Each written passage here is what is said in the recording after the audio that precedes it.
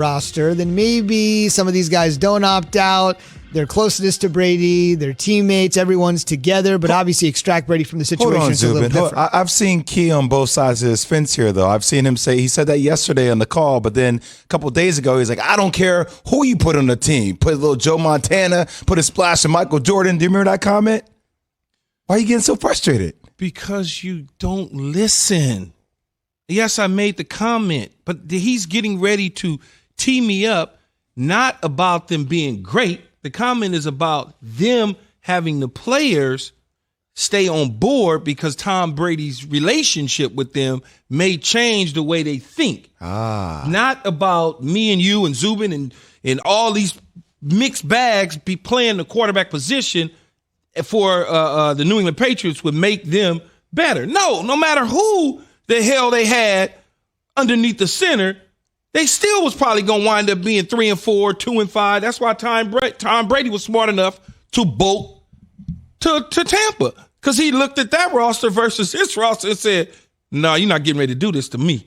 And I get that. But when you look at it, as we said on our pre-production call, is that because of the relationship that you have with your teammates sometimes can influence them on making decisions to remain with a team. Now, I don't know all the reasons everybody opted out. I mean, some people opted out in the National Football League because they weren't going to make the team, and it was an opportunity to still get a check. Because if you opt out, you still get paid a certain amount of percentage of your contract. Hightower may have some sort of, something going on where he just had the birth of a child. Okay, so that's what it was. He had the birth of a child, so he wasn't going to. Dante wasn't going to take a chance on doing that. Right. But if Tom Brady is there, maybe that conversation is a difference. Maybe Gronkowski revisits the opportunity to play back in New England, much like he did with Tom in Tampa. He wasn't coming back for no other team or no other quarterback other than Tom. So that's all the conversation was, is could Tom Brady influence certain players to remain in New England or certain players to come back to New England? But he was smart enough to realize that they didn't have enough to get him where he's at in Tampa. That's the comment. It is interesting, though, for a guy like Tom Brady or LeBron James, where it's, hey, look, if you have an opportunity to win a championship, you're obviously going to look at things completely differently, right, Key? Like if Tom Brady's there, and I agree with your point. They're not winning in New England. I know they're not winning it, but still, like it's a different kind of unsaid pressure when you have a guy in a position like a LeBron James or a Tom Brady, when you know that they're there around you and the winning atmosphere, hey, we can make things, they can make a lot of things out of nothing, right? It'll be a little bit different.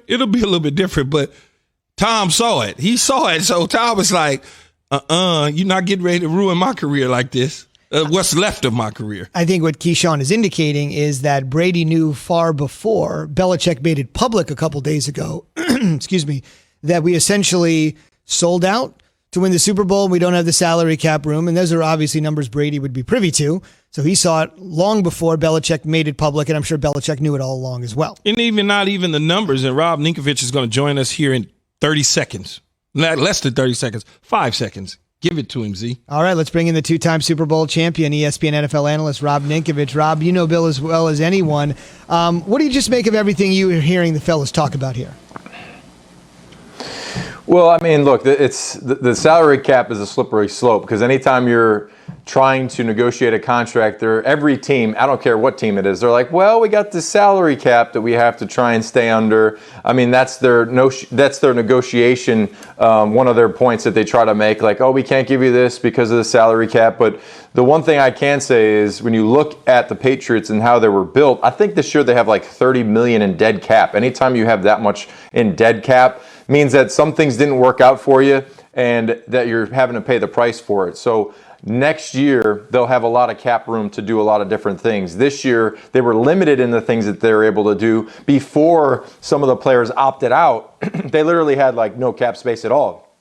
So if you're Tom Brady or you're one of these players, that are looking at that, last year, Tom Brady, hey, we can't sign you to a 2-year, $50 million contract like Tampa. And you look at some of these teams with a lot of cap space, go back the last 5 years or 10 years of their seasons, they've been pretty terrible. And anybody that has a ton of cap room, they pretty much haven't looked great. Look at Tampa, for example. They had a ton of cap space. Well, they really didn't compete for a division championship, let alone a Super Bowl. So there is something to be said about what Bill talked about with the salary cap issue. But that being said, I mean, the team at this point right now, they lack in the skill positions of receiver. They don't really have a pure pass rusher that can get after the quarterback. And now with the quarterback position, they don't have an answer there either. So it's a pretty challenging spot to be in New England.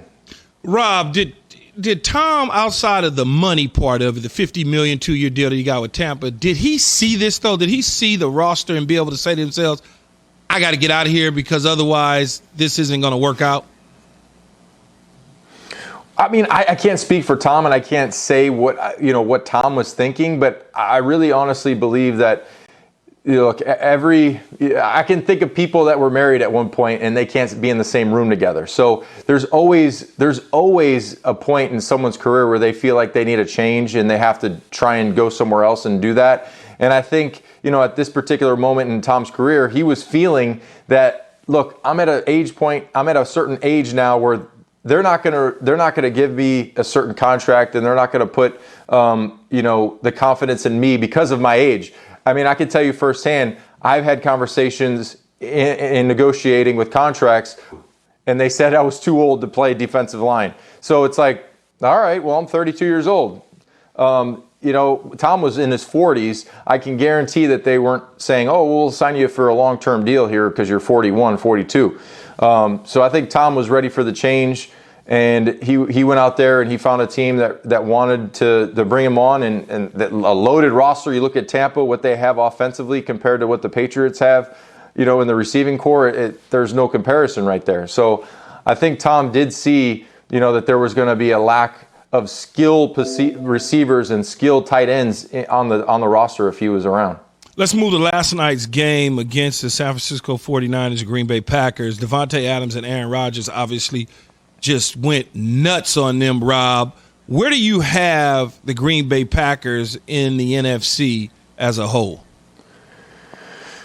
Man, that's a tough game to judge because the 49ers are so banged up and they don't have a lot of the people that they came into the season with. So, you look at that game a couple weeks ago when they put up 33 points against the Patriots, everyone was jumping on the 49ers bandwagon, and now, they lose a bunch of key players